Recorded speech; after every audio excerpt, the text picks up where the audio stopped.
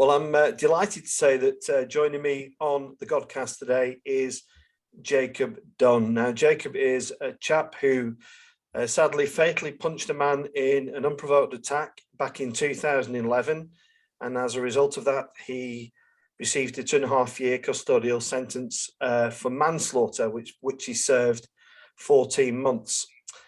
Jacob, let's get on with things. It's great to get you on the Godcast. How are you today, and where are you? I'm currently under a nice apple tree in my back garden. Is it you Nottingham guy? Is that right? You're still down in Nottingham? Yes. Still in Nottingham. Got my Nottingham Violence Reduction Unit top on, which I'm a community ambassador for. And in that capacity, I have a few roles. But in that capacity, I do outreach work in the community and try and stimulate positive dialogue between people within Nottingham who are sadly still in that cycle of gang culture and violence more generally. Yeah. And this time of year is interesting for you, Jacob. You've got this book coming out very shortly. Just tell us a bit about the book.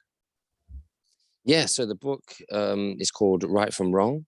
It's out the 12th of May, and it hopefully delves into a lot more detail around, my life story, but more, what we need to do as a society to kind of combat these rising levels in violence and conflict more generally.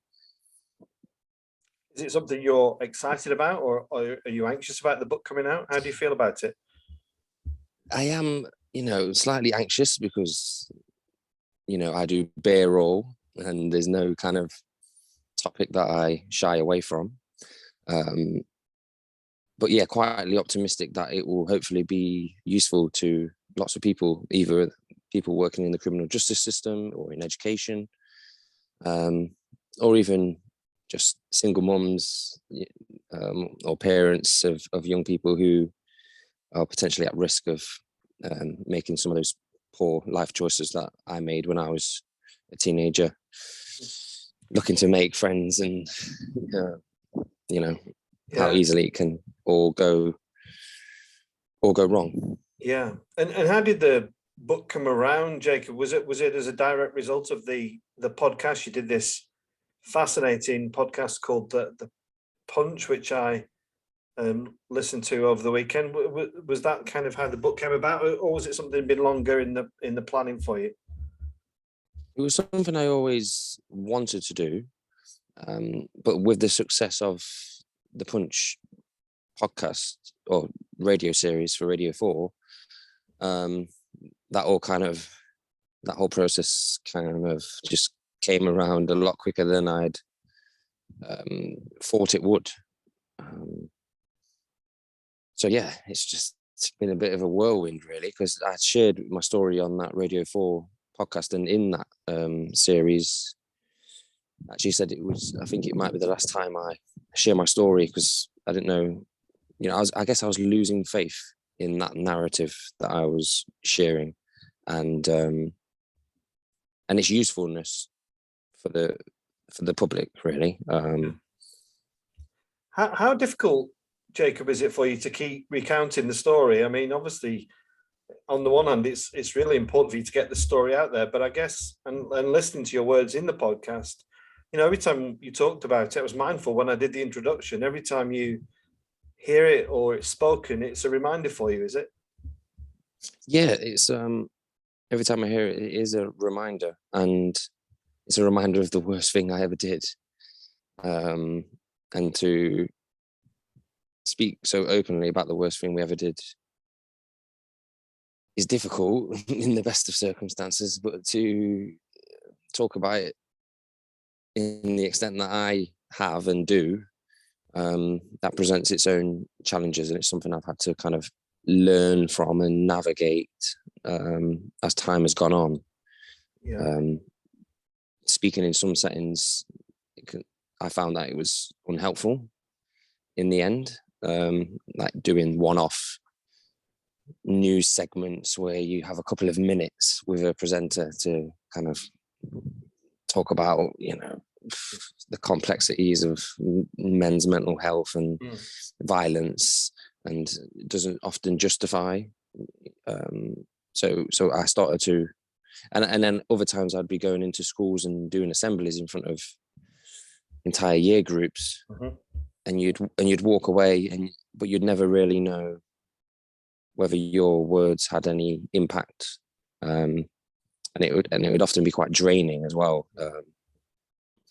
But yeah, just because of the subject matter and how personal it is to me. So it's a double-edged sword, really. Yeah. And the podcast itself, how did that come about? Did the BBC approach you, or I know your story's been out there for quite a while, but did they approach you and say, "Look, we want to do this as a podcast"? Yeah, there was a producer called Victoria Ferren, freelance producer, and she came across my story, and then originally I think she thought, we could pitch a one-off episode to the Radio 4. But after we got talking, it became clear that we had 4 or 5 episodes worth of content, and we put together an entire series, which actually won Best Factual Series, which I think is probably the accolade I'm most proud of at the moment, because I want to continue being an informative person to engage in these difficult social issues and more broader social issues as the book comes out and I move more away from this story, to more commentating on what the broader issues are. Yeah. And how do you feel about, when the podcast comes forwards and then the book, are you somebody who's happy to make that decision yourself, or is in the back of your mind, are you thinking about the parents of James, what they might think? Did you ask them about the podcast, for example? Did you make them aware of the book? Have they read the book?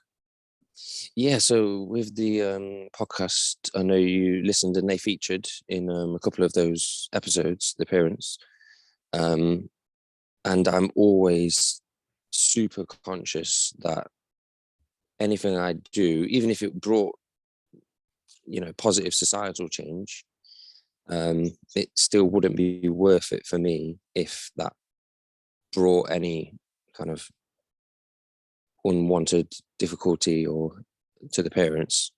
So as you said, with the book, I've sent them the manuscripts to read through and make sure that there's nothing in there that either they don't agree with or that they would prefer not to be mentioned. And so, yeah, that is, one of the most important things for me is keeping them involved in what I'm doing and making sure that I'm not causing them any more harm than is necessary. And so, yeah, I think we're at a point now where we're starting to kind of take a bit more of a back step on the campaigning together. But we're still in touch, and as I say, that's the most important thing for me, is that our relationship stays strong and healthy over anything else. Yeah. James, one thing I may have missed or didn't ascertain from the podcast, did James have siblings? Is there any brothers and sisters in the family? And if so, I was wondering how the relationship was with those guys. As you can imagine, if you were tasked, as restorative justice practitioners are, or you could call them mediators, with navigating such a sensitive and complex conversation, it was important not to bring in too many family members. And so the decision was made that my dialogue would just be between myself and James's parents. He does have siblings, and I think at times, as far as I'm aware, they've not always held the same views as the parents, which is, everyone's allowed their own opinions and allowed to grieve and have and think however they want to think. So yeah, I'm aware that potentially it's not everyone has always had the same views as the people I've communicated with, and that's completely understandable. But yeah, it was agreed early on that our dialogue would be most useful if it was just kept between myself and the parents, and just to keep me safe as well, because there was already two people on that side of the conversation. And I think adding any more may have been quite a lot more intimidating actually, and I think it would have been more tricky for the practitioners and mediators to make sure they navigated those conversations safely.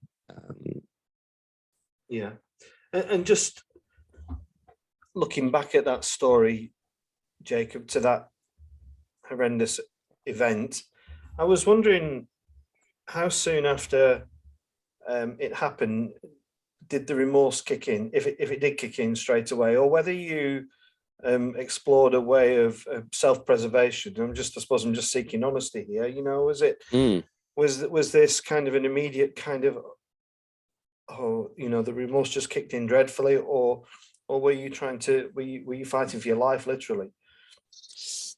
Yeah, I would probably say I was fighting for my life quite literally. I was scared of connecting with any remorse, because I think in order to show remorse, you need to be accountable. And I don't feel as if at that time, early on, that I really knew how to be accountable, to be honest. And I was scared of being remorseful because, as I say, being remorseful, I believe, in order to be remorseful, you have to acknowledge that you're in the wrong. And so my self-preservation was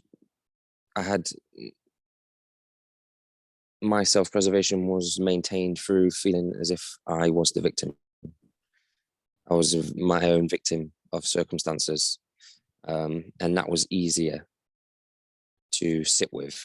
It was easier for me to try and blame the criminal justice system or the system more generally, just in terms of schooling and I felt quite marginalized as a young person, which is why I was engaged in kind of gang culture. And so, yeah, the safest thing for me was to just try and not take any responsibility, and that was my way of protecting myself. At times, there were people who challenged me on that. But the other thing is I also had this awareness that how could I ever truly be remorseful without knowing what the real impact of my crimes was? And so sometimes I felt like if I was to think about what I'd done and maybe how the parents were feeling or what the impact of my actions were, that it would leave me in a vulnerable state of not knowing how to move out of that remorse. Because who was going to support me through it? If I did try to think about the victims within this crime, how could I ever understand? Because at this point, I'd never experienced any bereavements of my own. And so, yeah, all for all those reasons, I feel like it made it much less likely and for me to take the stance of remorse. And it wasn't until I come out of custody and heard from the parents that I started to consider it seriously. Yeah. You talked there about victim of circumstances, and I wonder how you reflect on that now over 10 years later, do you believe there were two victims of your circumstances? Obviously, James being one of them, but I suppose there's an element of truth that you were a victim of your circumstances. Is that how you feel now? Well, now I'm probably completely the opposite to that man who, had no idea how to even express remorse, never mind feel it properly. I guess now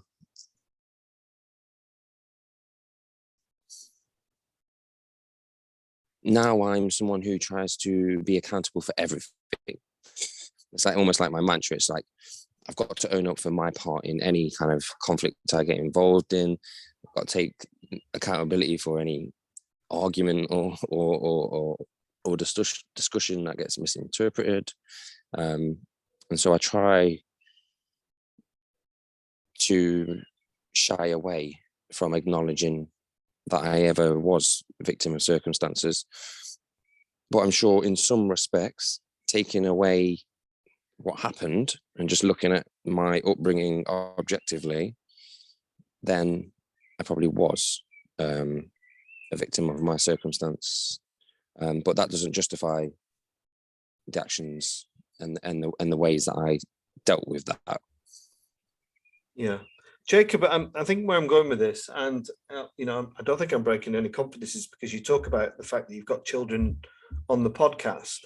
I wonder what goes through your mind, or what you think about in terms of your own kids, in terms of protecting them from your circumstances, so they don't become victims of your circumstances as maybe you were with your own family. Do you think about that? And just wondering what your comments might be.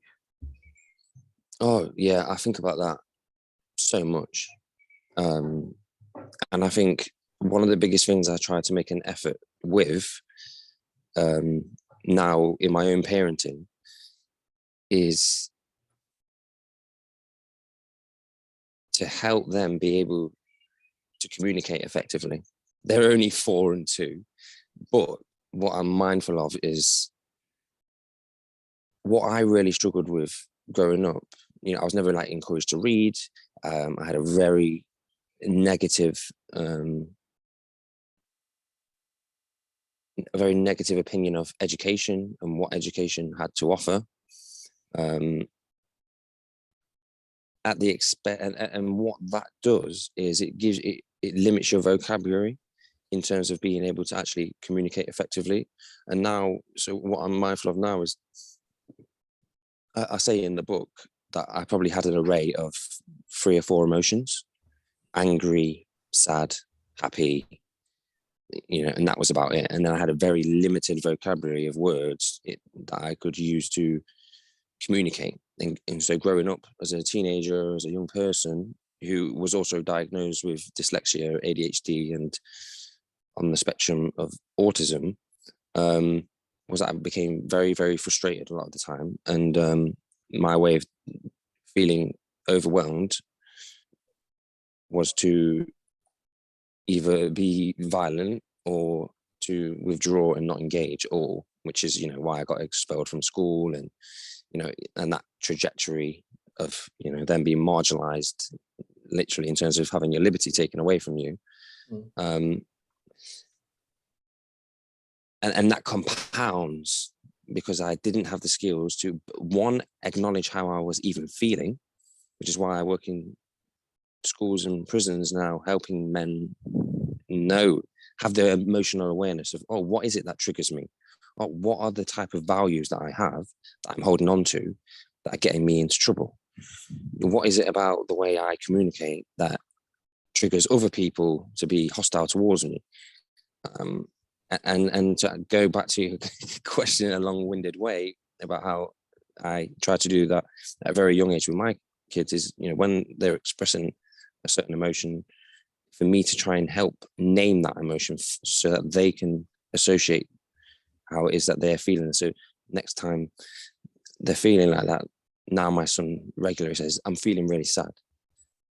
And I'm like, oh, that's so good. Like, now he can actually communicate that rather than screaming and rolling around on the floor, which he probably still does, but he's getting there now. He's starting to pick up certain words. He's being able to ask for help, and I think that more than anything is what I value as the most important thing. And I know communication gets banded around a lot, but yeah, for me, it's about giving my kids the tools to be able to express themselves healthily, and so that they can have that trust in me to speak to me, and work through things that will come up for them in their life, and so that they have that emotional resilience to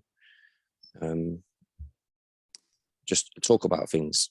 And it sounds very simple. Yeah, you talk about communication and open dialogue. Have you worked out in your own mind, Jacob, when you will tell your children about what happened, or how, and how you communicate that to them? Do you think about that as well? I'm pretty sure you do. Yeah, I do think about that. I'm not sure when the right time will be. And part of me thinks that, the book will help with that. At any age, they might read that book, when they're in secondary school, or they might read that book when they then have kids, because I've learned so much more, and I have such more insight now I have children, thinking about, the job that my mum did, and the relationship that I now have with my father, who was absent for, quite a while in my life.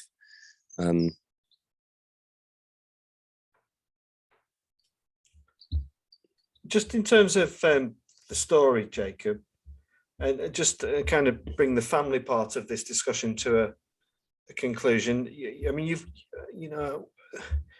in what is one of the saddest podcasts and stories I've listened to, there is some real optimism. There's some real joy in there. And one of the things, somebody like yourself who had a really shocking education, through my fault, really, not others, but you've gone on to excel in academia.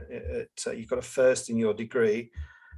Is there any resentment about your childhood now, or have you matured to kind of put it into some sort of context? I really, make a mindful, conscious decision I don't want to hold on to any resentment of any kind. And if I do, then I need to communicate it with, I guess it's a bit more tricky when you're talking about, it's not an individual. We're talking about, my upbringing and experiences of education, and whether I have resentment towards that. Yes. And that's why I often campaign and in the book comment on, what changes I think policy changes would make a huge difference within education and teaching. So I guess that's how I channel any of those resentments. If I have any resentments towards individuals or people that are still alive, then my way of wanting to deal with that is head on, is to kind of understand that, process that, where's that coming from, and then how best might I communicate those feelings so that that resentment doesn't get in the way of, the relationships I have or how I feel. Because at the end of the day, I realized that I was living in a state of resentment towards myself and the world. And I feel like I want to be in control now of how I feel. Yeah. And Jacob, just moving on from there, just briefly about a comment about your time in prison. Was this a place where you're an extension of your masculinity had to continue? You had to continue in some ways being the person that got you into that place originally.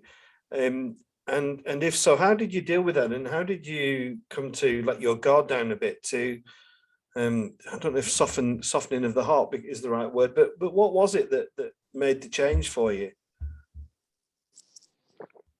In prison, it was, I guess, the most unhelpful place for anyone to try and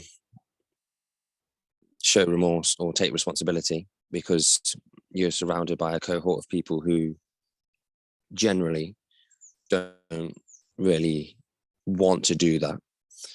And more so because the conditions that allow people to do that kind of work on themselves, you need a safe space to be vulnerable.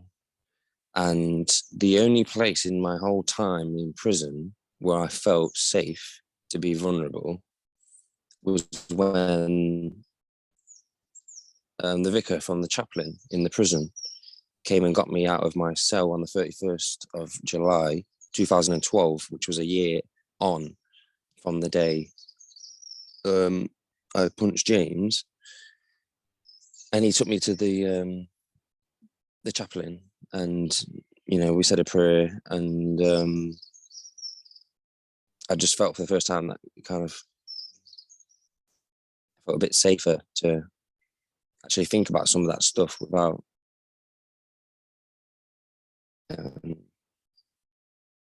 feeling uncomfortable or feeling judged. It's a great link into my next question, Jacob, sorry, because I can't help thinking this as a Christian minister, but forgiveness is at the heart of the Christian faith. And I was going to say, did faith come into your ether? Was it already there? Did you contemplate it while you were incarcerated? Just tell us a little bit about that. Yeah, I think growing up, my mum and grandma were all women of faith. I'd be taken to school most Sundays, to church most Sundays. I was confirmed, and it wasn't until my got to secondary school that I started being able to get out of going along with my family, all the women in my family. And so I've always had like a sense that, and even in the darkest times, even when I was in that police cell, being arrested for murder at the time, in my darkest hours, and I feel a bit shameful to admit this, but even though I'm not a man that practices any particular faith at the moment, in my darkest hours, I've always seemed to kind of look for something higher, to kind of show me a sign, or to like when I found out that my mum, I got a call from the doctors and they were like, "Oh, your mum's not going to make it past the weekend and she's going to pass away." And I was just like crying out to God. Or when I was in the police cell and was told that I'd been arrested for murder and that someone had died because of my actions, I called out to God, like, "Please, God, like, if you are, out there, like, I'm sorry that this is where I find myself, and that this is the time in my life where I'm calling out." And so I have a peculiar kind of relationship with faith, I guess, really, in that sense. I still see myself as a very spiritual person, and a lot of my own practices now kind of, I guess, align with the teachings of many faiths. Well, I'm not sure if that answers your question, actually.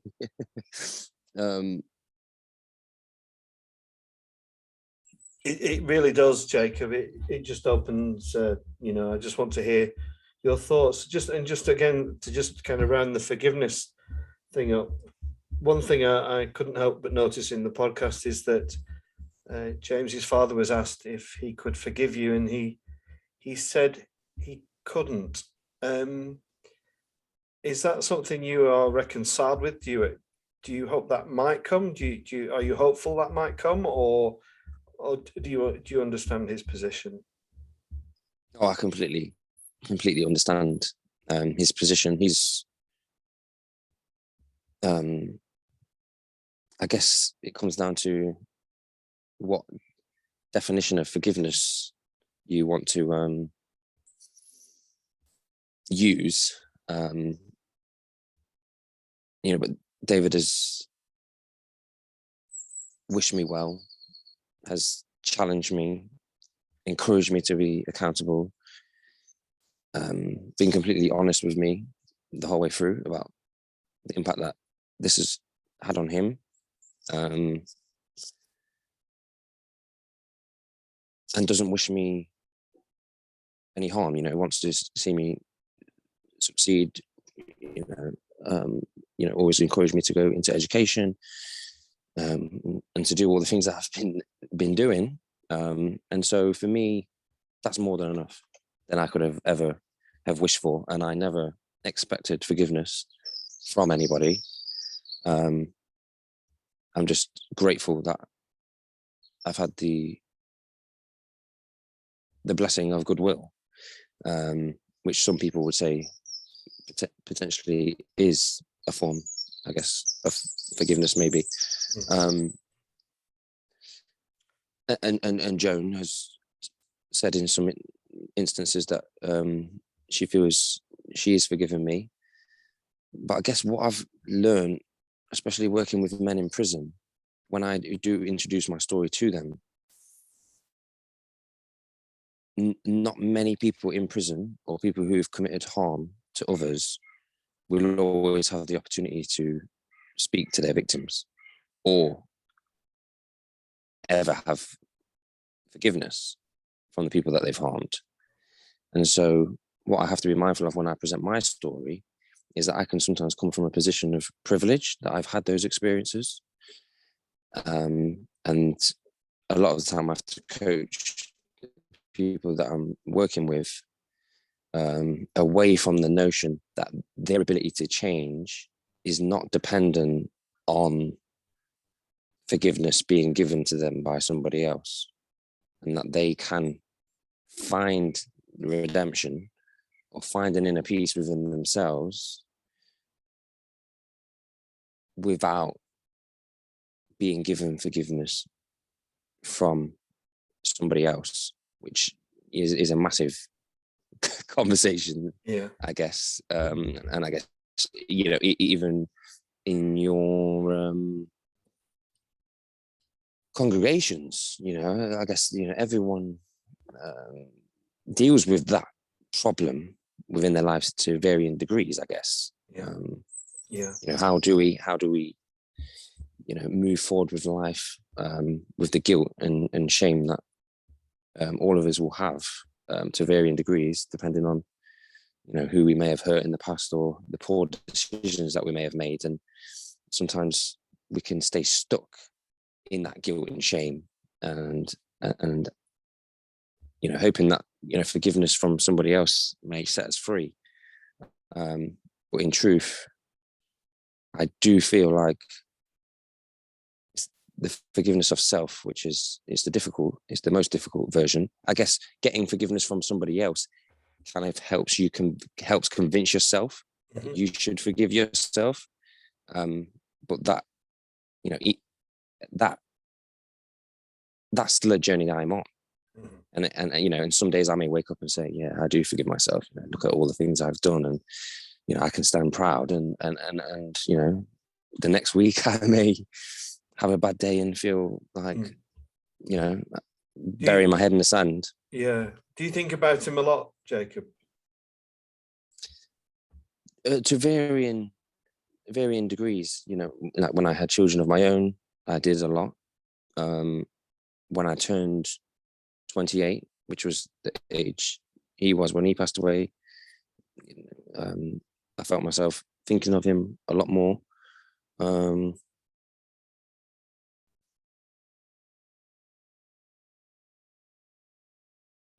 And so, yeah, as I say, I think it's just something that will always, be there. Yeah. And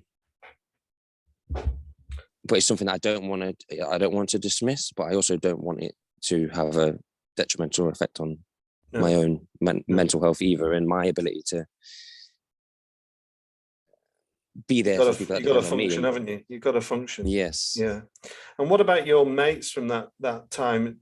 Are they still mates, or Yeah. and how do they Well, feel about what happened and where you are now? They must be quite proud of you, and I guess you're a bit of a role model to some of them.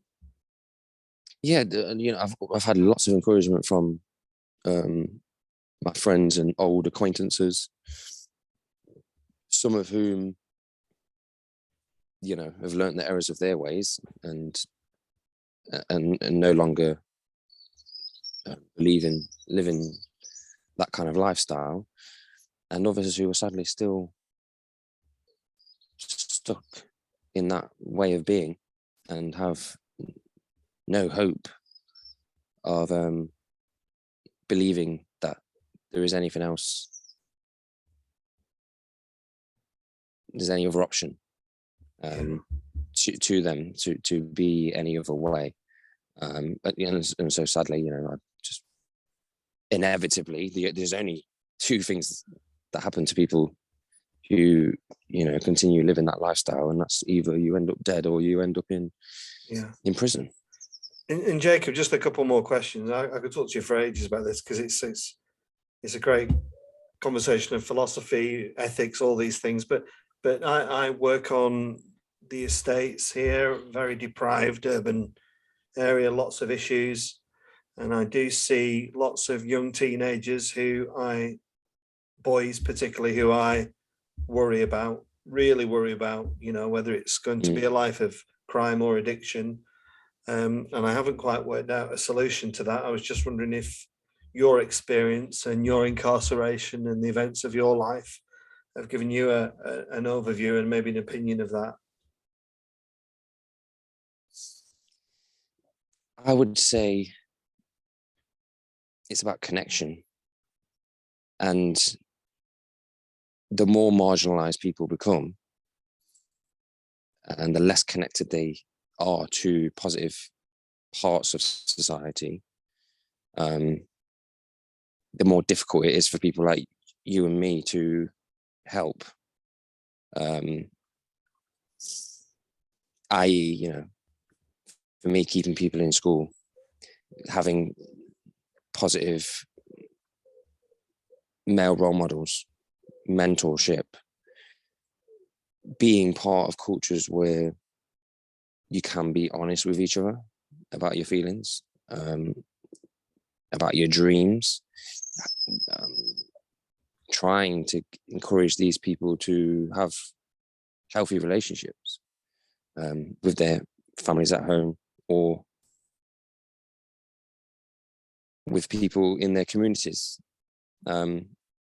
Just on a general, if I was going to just comment on that, generally speaking, I would say it's about looking at where the connection is to people and organizations that bring the best out in you. And a lot of the time, these young people on these estates have, they may have passed down trauma from their parents and older generations, and so may not get that at home, but then at the same time they've been excluded from school, and the only connection that they have, where they feel whole or they feel a sense of belonging, ends up being with other socially isolated young people,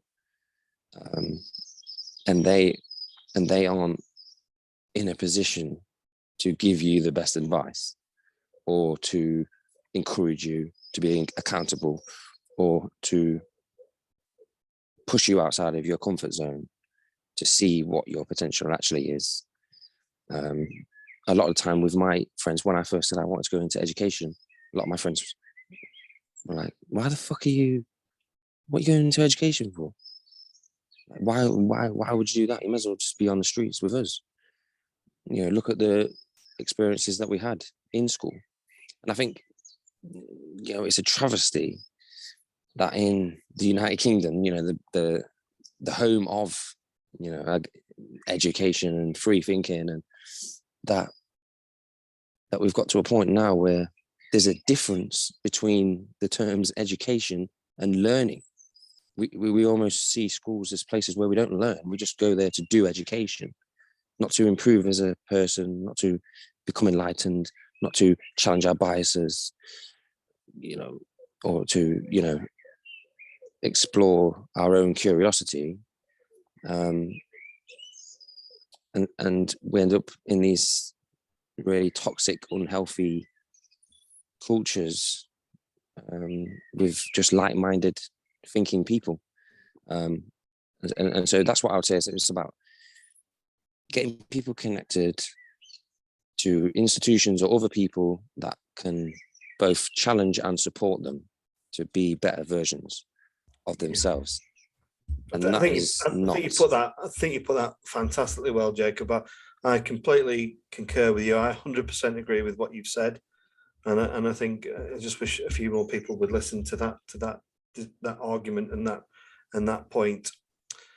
Jacob, it's been fascinating chatting to you, and so this book's due out anytime. Just remind people again where it's available, who it's out with, how much is it? In all good bookshops and all that. Yes, all good bookshops available in for pre-order, or if you want to wait till the 12th of May. I've had a little look online at the pricing. The cheapest one seems to be WH Smith. So they seem to be offering it at the cheapest price, and there'll be audio version available as well if people prefer to listen in that format. What's your voice, is it? You did that, did you? Yeah, I did. Was that fun? It was fun, but very draining. I didn't realize how draining reading out loud is, keeping the right tone, pronouncing all the words properly, and it's a bit of an art. But by the end of it, I was in full flow, and my kids are reaping the rewards now at bedtime when I'm just eloquently reading out loud. Yeah. And it's out with HarperCollins North, that right? Yeah. Yes, out with HarperCollins North, I look forward to people getting stuck into it and engaging with me, hopefully. Yeah. In the same way that we have now, and how we can start thinking about these things. And you're on social media, Jacob, are you? You're accessible? Yes, I'm accessible. Jacob Freeman is my title, or handle, you could call it. Free with 3 E's. And that I got that name. It's not literally because I'm now not locked up anymore and free. It's more because I'm on a continual journey to inner freedom, I guess. That's what I'm trying to hopefully encourage other people to do, to challenge themselves, to know that they aren't fixed in who they are and the views they have today. And that through dialogue and through open discussion and through vulnerability, we can go on that journey of healing and having a better relationship with ourselves and others. Yeah. Well, thank you for your honesty and your integrity in this conversation, and just thank you for coming on the Godcast, and wish you and everybody connected with your family the very best, and sending our love from the Godcast. Jacob, thank you. No, thank you very much, and all the best for the future of the Godcast. It's important work that you're doing, and I'll be listening in.